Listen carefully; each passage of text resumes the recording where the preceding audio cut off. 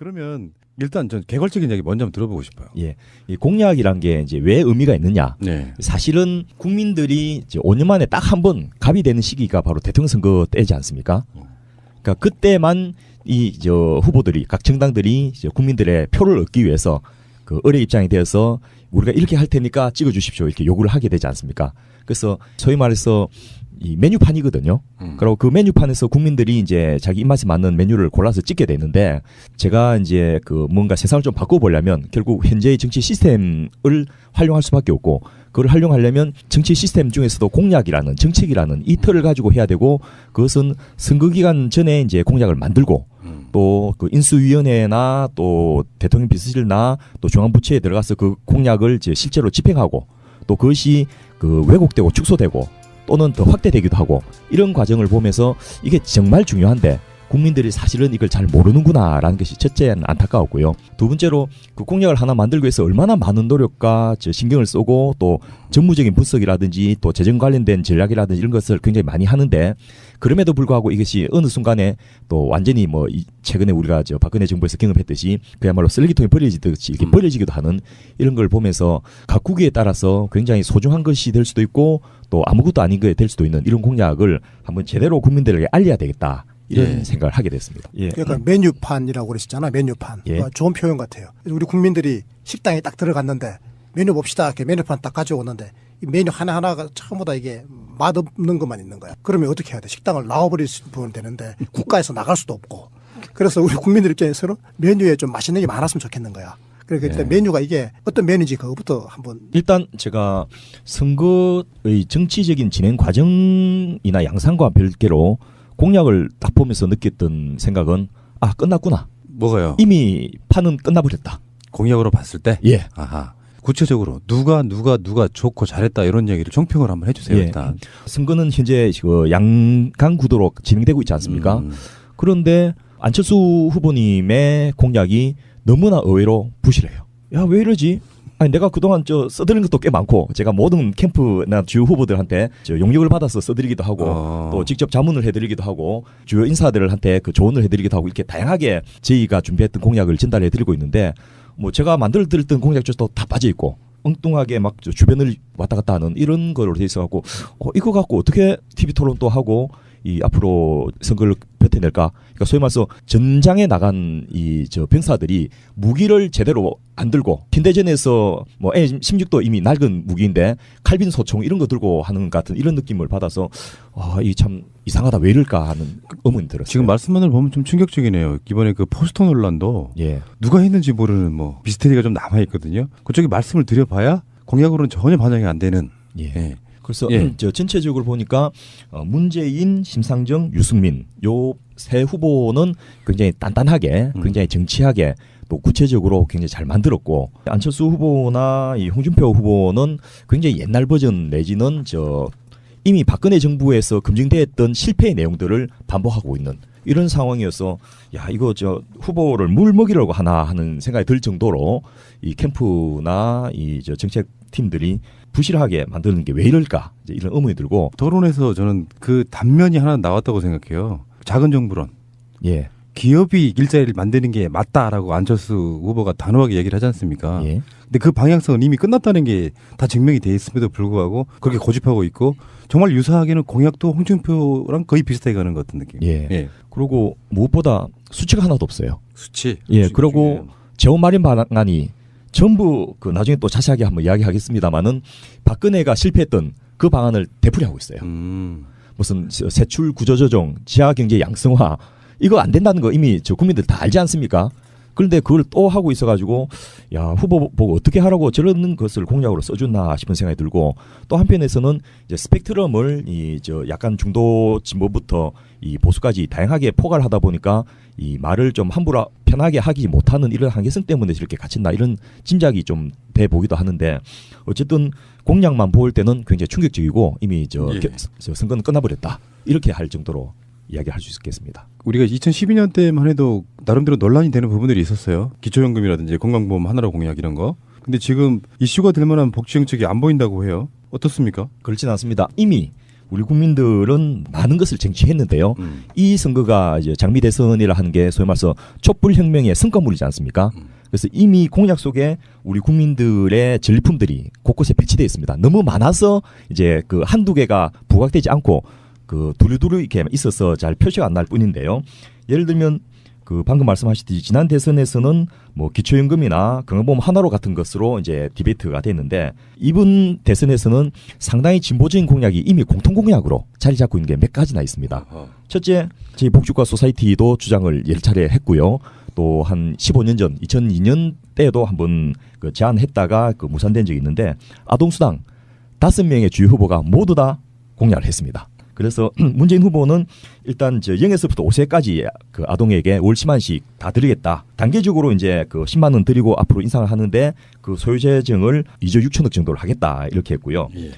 또 심상정 후보는 모든 아동, 그러니까 아동의 범위를 어디까지 할 것인지는 명시하지 않았지만 모든 아동에게 월 10만 원씩 수당을 지급하겠다 이렇게 했는데 유승민 후보는 0에서 5세가 아니고 초등학생부터 고등학생까지 자녀들에게 월 10만씩 주겠다 했고 홍준표 후보조차도 이 초등학생부터 고등학생까지 여기는 더 나갔습니다. 월 15만 원씩 지급하겠다 이렇게 약속했고 안철수 후보도 아동수당은 당연히 실시한다 이렇게 해가지고 일단 국민들은 최소 그 월 10만 원 정도의 아동수당은 챙겨놨다. 안철수 후보는 11세까지 0세부터 11세까지 월 10만 원인데 네. 이건 상위 20%는 빼고 소득 계층별로 80% 아동에 대해서 그 10만 원씩 드리는 걸로 그렇게 됐죠. 그렇게 따져보니까 이 문재인 후보가 사실은 이게 금액은 제일 작아요. 문재인 후보가 지금 당선 가능성이 상당히 높잖아요. 그러니까 좀 이게 책임질 만큼 일단 시작하자. 요것만 하겠다는 게 아니고 문재인 스타일이죠, 이거는 뭐. 요것부터 시작하겠다. 그래서 0세부터 5세까지니까 6년이잖아, 6년. 태어나면 6년 동안은 월 10만 원씩 아동수당을 주겠다. 요걸 일단 하고 그걸 단계적으로 이제 확충 방안을 강구해 보겠다라고 하는 거고요. 그렇게 보면 이제 홍준표 후보나 유승민 후보 같은 경우에는 초등학교 1학년부터 고등학교 3학년까지면 이거는 몇 년이에요? 12년이잖아요. 예. 그러니까 문재인 후보보다 6년이나 더 길죠. 그리고 이제 금액은 홍준표는 오히려 15만 원씩이나 주니까 그러니까 보수 후보들이 오히려 아동수당에서는 더 많이 지금 주겠다고 했으니까 결과적으로 우리 그동안의 시민사회 운동의 성과가 이번 대선을 통해서 이제 아동들에게 기본적인 인권은 보장해 주겠다라고 하는 것이 실천되는 거 아니겠습니까? 이거 하려면 이제 법을 입법해야 되거든요. 그렇게 되면 우리 대한민국은 이제 법에 의해서 모든 아동들이 그래도 국가로부터 최저 생계비를 기본적인 아동 인권을 보장받는 그런 시대가 개막되는 거죠. 근데 이거 보고 제가 느낀 건데요. 일단 뭐 결과적으로 보면 5명 후보들의 공약으로 봤을 때 누가 되더라도 한 명당 10만 원을 확보하는 건 맞는데 예. 그런 느낌이에요. 홍준표의 공약 같은 경우는 월 15만 원 아동수당을 초등학교에서 고등학교까지 지급하겠다잖아요. 예. 마치 17만 원짜리 기초연금을 20만 원으로 우리는 막 지르는 그런 느낌. 그렇습니다. 지키지 않을 것 같은 그런 느낌이고. 재원 마련 방향이 하나도 없습니다. 예. 그리고 내 생각인데 틀림없이 홍준표는 무상급식 보편주의 방식으로 하던 거를 극빈자들로 대상자를 줄이는 선별주의 방식으로 했지 않습니까? 예. 이것도 아마 틀림없이 아마 구체적으로 집행을 하게 된다면 가난한 집 아이들만 선별해가지고 그렇죠. 그 아이들에게만 15만 원씩 주겠다로 귀결될 가능성이 지금 굉장히 크다고 생각합니다. 축소 왜곡이 예정돼 있는 그런 공약이 그렇죠. 아닌가. 홍준표는 뭐 토론에서도 그런 비슷한 이야기 했어요. 뭐 예. 좌파 빨갱이 공산주의 국가 그것은 복지가 아니다 뭐 이런 식으로 이렇게 이상하게 애둘렀는데 예. 제가 10대 공약을 중심으로 해서 하다 보니까 이제 방금 이상희 대표님 말씀하셨듯이 세부적인 부분은 다른 부분에 또 공약이 있었는데 그까지를 다 챙기질 못했는데요. 또 하나 그 국민들이 이미 쟁취한 것 중에 하나가 기초연금 지난 박근혜 정부에서 20만 원 했는데요. 일단 기초연금은 30만 원으로 확보가 됐습니다. 전부 다. 예. 70%의 노인에게 지금도 그렇게 주고 있지 않습니까? 70%도 끝자리 좀 못 주고 있는데 어쨌든 2018년 내년까지는 25만 주고 문재인 후보는 2021년에는 30만 원씩 일괄 지급하겠다. 그래서 추가 재원이 4조 4천억이 더 든다 이렇게 했고요.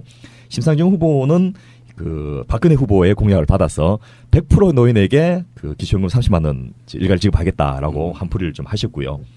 이 유승민 후보 는 이제 방금 이상희 대표 말씀하신 대로 소득 하위 50%의 노인에게 이제 소득계층별 차등 지원하는데 기초연금을 차등해서 인상하겠다 이렇게 했고 안철수 후보도 이 10대 공약에서는 세부적인 내용은 안 밝히는데 어쨌든 그 기초연금을 강화한 것을 포함한 한국형 노후소득 보장 체계를 운영하겠다 이렇게 밝히고 있고 홍준표 후보도 기초연금은 30만 원까지 인상한다 이렇게 밝히고 있습니다. 근데 문재인 후보가 확실히 숫자적으로도 굉장히 강해 보이는 게 정확하게 언제까지 얼마를 어떤 재원으로 이런 것들이 상당히 디테일하게 명시가 돼 있네요. 예.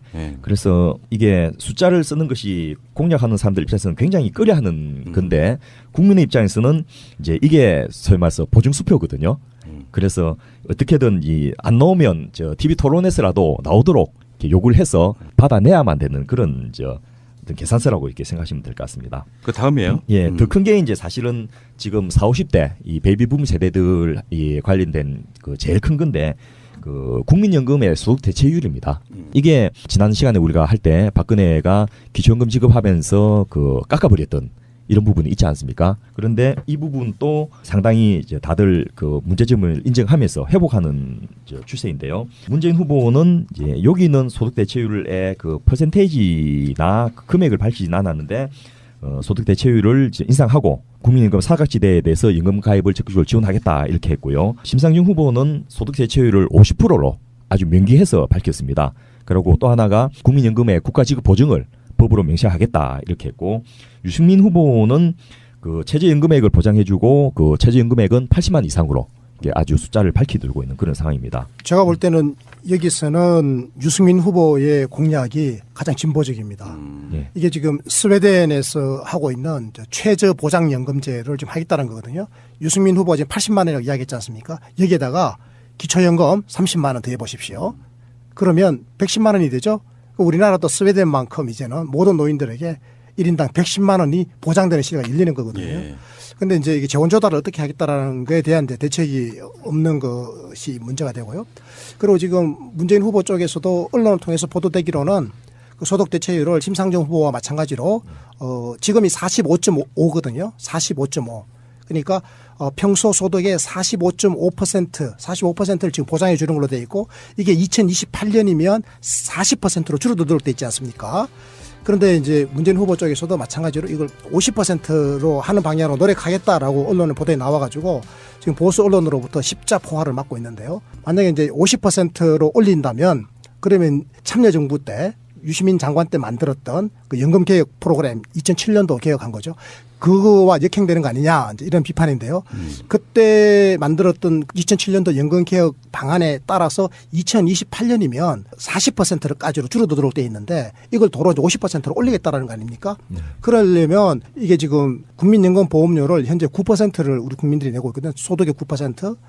이거를 유럽 수준으로 소득의 18%까지 끌어올려야 된다. 2배 정도 보험료 더 내야 되는데 그 이야기는 안 하고 이렇게 소득 대체율만 높이겠다라고 하면 그거는 이렇게 너무 선심성 비슷한 거 아니냐 이런 비판에 지금 직면해 있죠. 그래서 심상정 후보나 문재인 후보는 여기에 대해서 이제 성실하게 답변을 지금 이제 해줘야 되는 상황에 놓여 있는 겁니다. 이 문재인 후보 캠프의 이 연금 관련된 부분은 중앙대학교 김영민 교수님이 담당을 하고 계시고 이분이 수십 년 동안 이 소득 대체율 부분은 확고한 의지를 갖고 계시기 때문에 저는 이제 충분히 아마 그 토론에서 이 부분을 그 밝히도록 후보를 설득하지 않았을까 이렇게 생각을 해봅니다. 예. 근데 안철수 후보 같은 경우는 국민연금 그 영향력 행사, 그러니까 아마 그 박근혜 게이트에서 그렇습니다. 삼성과의 관계 그런 것만 중점 뒀지 실질적으로 부담스러운 소득 대체율이나 이런 건 아예 언급을 안 해버렸고요. 다만 이제 출산 크레딧이나 군복무 크레딧 같은 것을 이제 확대하겠다. 또 돌누릴 제도 같은 걸 적용해가지고 사각지대를 없애겠다 이런 정도만 하고 있어서 이것도 안 후보님의 입장을 한번 물어보면 아주 재미난 토론이 될 것 같습니다. 여기까지가 일단 한번 이렇게 중간 점검을 한번 해보면은 대부분은 다 대선 뛰겠다고 한 4년 5년 준비하는 거 아니에요.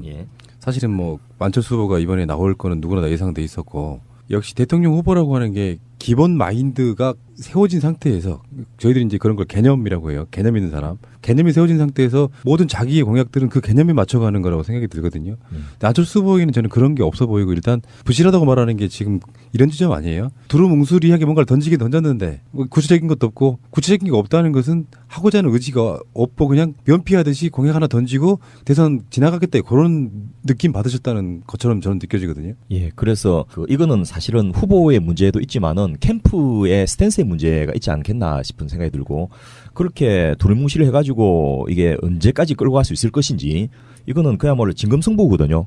그 자리에서 바로 주고받고 하면서 몇 프로냐, 뭐 저 당신 입장을 말해라 이렇게 다그치기를 받게 되는데 그거는 뭐 저 이렇게 하면서 박근혜식의 어조로 안 후보 보고 이렇게 답을 해라는 이야기인데 그거는 좀 너무한 이 강압이 아닌가 이런 생각이 해봤습니다. 인 후보는 일단 저 0에서부터 5세까지 그 아동에게 월 10만씩 다 드리겠다. 단계적으로 이제 그 10만 원 드리고 앞으로 인상을 하는데 그 소요 재정을 2조 6천억 정도를 하겠다 이렇게 했고요. 예.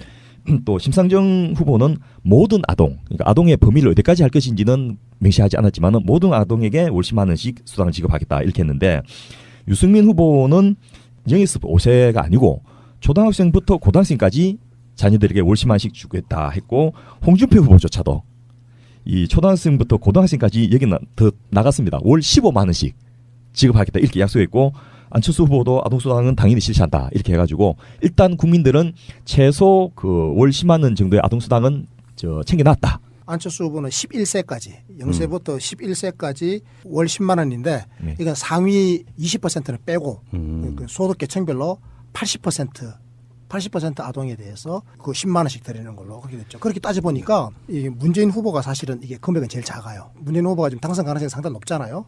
그러니까 좀 이게 책임질 만큼 일단 시작하자. 요것만 하겠다는 게 아니고 문재인 스타일이죠 이거는 뭐. 요것부터 시작하겠다. 그래서 0세부터 5세까지니까 6년이잖아. 6년. 예. 태어나면 6년 동안은 월 10만 원씩 아동수당을 주겠다. 요걸 일단 하고 그걸 단계적으로 이제 확충 방안을 강구해 보겠다라고 하는 거고요. 그렇게 보면 이제 홍준표 후보나 한번 제대로 국민들에게 알려야 되겠다 이런 생각을 하게 됐습니다. 예. 그러니까 메뉴판이라고 그러셨잖아. 메뉴판. 예. 좋은 표현 같아요. 우리 국민들이 식당에 딱 들어갔는데 메뉴 봅시다. 이렇게 메뉴판 딱 가져오는데 이 메뉴 하나하나가 전부 다 이게 맛없는 것만 있는 거야. 그러면 어떻게 해야 돼? 식당을 나와버릴 수 되는데 국가에서 나갈 수도 없고. 그래서 우리 국민들 입장에서는 메뉴에 좀 맛있는 게 많았으면 좋겠는 거야. 그러니까 일단 메뉴가 이게 어떤 메뉴인지 그거부터 한번. 일단 제가 선거의 정치적인 진행 과정이나 양상과 별개로 공약을 딱 보면서 느꼈던 생각은 끝났구나. 뭐가요? 이미 판은 끝나버렸다. 공약으로 봤을 때? 예. 아하. 구체적으로 누가 좋고 잘했다 이런 얘기를 총평을 한번 해주세요. 예. 일단. 선거는 현재 그 양강 구도로 진행되고 있지 않습니까? 그런데 안철수 후보님의 공약이 너무나 의외로 부실해요. 야, 왜 이러지?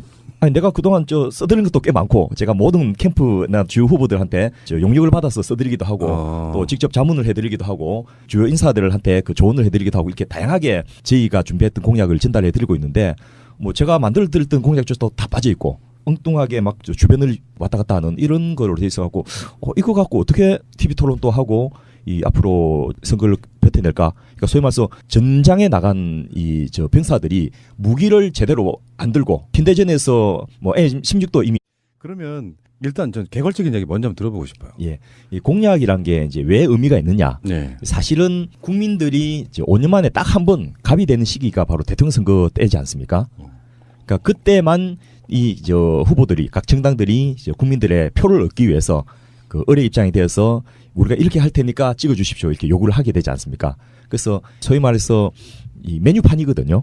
그리고 그 메뉴판에서 국민들이 이제 자기 입맛에 맞는 메뉴를 골라서 찍게 되는데 제가 이제 그 뭔가 세상을 좀 바꿔보려면 결국 현재의 정치 시스템을 활용할 수밖에 없고 그걸 활용하려면 정치 시스템 중에서도 공약이라는 정책이라는 이 틀을 가지고 해야 되고 그것은 선거 기간 전에 이제 공약을 만들고 또 그 인수위원회나 또 대통령 비서실나 또 중앙부처에 들어가서 그 공약을 이제 실제로 집행하고 또 그것이 그 왜곡되고 축소되고 또는 더 확대되기도 하고 이런 과정을 보면서 이게 정말 중요한데 국민들이 사실은 이걸 잘 모르는구나라는 것이 첫째는 안타까웠고요. 두 번째로 그 공약을 하나 만들기 위해서 얼마나 많은 노력과 신경을 쓰고 또 정무적인 분석이라든지 또 재정 관련된 전략이라든지 이런 것을 굉장히 많이 하는데 그럼에도 불구하고 이것이 어느 순간에 또 완전히 뭐 최근에 우리가 저 박근혜 정부에서 경험했듯이 그야말로 쓰레기통에 버려지듯이 이렇게 버려지기도 하는 이런 걸 보면서 각국에 따라서 굉장히 소중한 것이 될 수도 있고 또 아무것도 아닌 게 될 수도 있는 이런 공약을 이 낡은 무기인데 칼빈 소총 이런 거 들고 하는 것 같은 이런 느낌을 받아서 이 참 이상하다 왜 이럴까 하는 의문이 들었어요. 지금 말씀만을 보면 좀 충격적이네요. 이번에 그 포스터 논란도 누가 했는지 모르는 뭐 미스테리가 좀 남아 있거든요. 그쪽에 말씀을 드려봐야 공약으로는 전혀 반영이 안 되는. 그래서 저 전체적으로 보니까 문재인, 심상정, 유승민 요 세 후보는 굉장히 단단하게, 굉장히 정치하게 또 구체적으로 굉장히 잘 만들었고 안철수 후보나 이 홍준표 후보는 굉장히 옛날 버전 내지는 저 이미 박근혜 정부에서 검증됐던 실패의 내용들을 반복하고 있는 이런 상황이어서 야 이거 저 후보를 물 먹이려고 하나 하는 생각이 들 정도로 이 캠프나 이 저 정책 팀들이 부실하게 만드는 게 왜 이럴까 이런 의문이 들고 토론에서 저는 그 단면이 하나 나왔다고 생각해요. 작은 정부론. 기업이 일자리를 만드는 게 맞다라고 안철수 후보가 단호하게 얘기를 하지 않습니까? 근데 그 방향성은 이미 끝났다는 게 다 증명이 돼 있음에도 불구하고 그렇게 고집하고 있고 정말 유사하게는 공약도 홍준표랑 거의 비슷하게 가는 것 같은 느낌. 그리고 무엇보다 수치가 하나도 없어요. 수치. 그리고 재원 마련 방안이 전부 그 나중에 또 자세하게 한번 이야기하겠습니다만은 박근혜가 실패했던 그 방안을 되풀이하고 있어요. 무슨 세출 구조조정, 지하경제 양성화 이거 안 된다는 거 이미 저 국민들 다 알지 않습니까?